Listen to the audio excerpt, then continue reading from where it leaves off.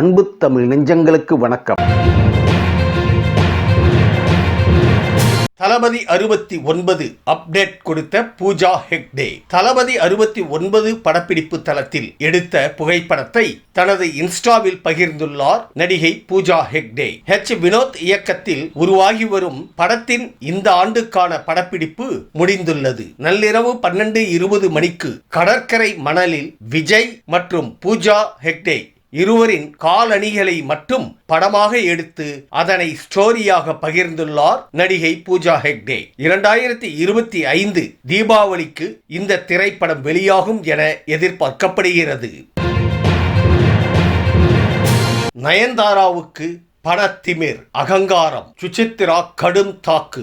நயன்தாராவுக்கு பணத்திமிர் அகங்காரம் பிடித்திருப்பதாக பாடகி சுசித்ரா குற்றச்சாட்டு தெரிவித்துள்ளார். இது குறித்து அவர் கூறிய போது, தனுஷ் விவகாரத்தில் உண்மையை சொல்லியதால் நயன்தாராவை தாம் பாராட்டியதாகவும் மற்றபடி வேறு ஒன்றும் இல்லை என்றும் கூறினார். தனுஷ் நயன்தாரா மோதல் 2 பணக்காரர்கள் இடையேயான மோதல் என்ற சுசித்ரா டிவிக்களுக்கு நயன்தாரா அளித்த பேட்டி அவரின் அகங்காரத்தை வெளிப்படுத்துகிறது என்று கடுமையாக சாடினார்.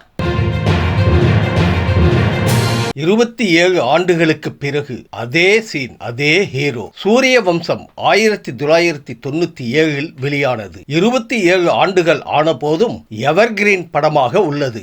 90s கிட்ஸ்களின் ஃபேவரைட்களில் ஒன்றான சூரிய வம்சத்தின் ஹீரோ சரத்குமார் ஹீரோவாக நடித்து உருவாகியுள்ள புதிய படம் தி ஸ்மைல் மேன். இதன் படக்குழு அதே ஹீரோவுடன் ஐகானிக் சீனை ரீக்ரியேட் செய்துள்ளனர். என்ற குடும்பத்தில் எல்லோரும் வந்துட்டாங்க என சரத்குமார் சொல்வது அப்படியே இருக்கு.